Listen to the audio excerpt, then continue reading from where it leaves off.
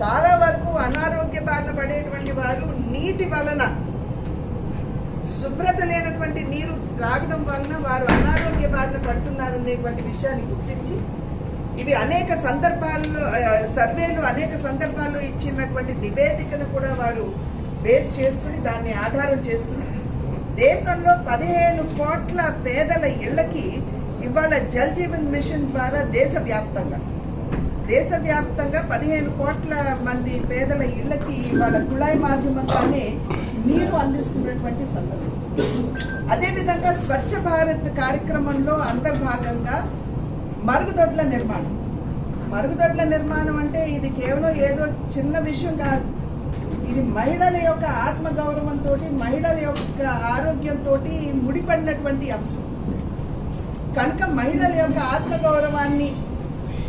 పరిరక్షించాలి అనేటువంటి భావనతోటి ఈ యొక్క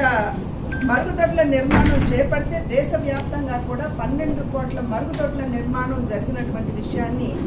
మీ మాధ్యమంగా ప్రజలందరికీ కూడా తెలియజేసుకుంటున్నటువంటి విషయం.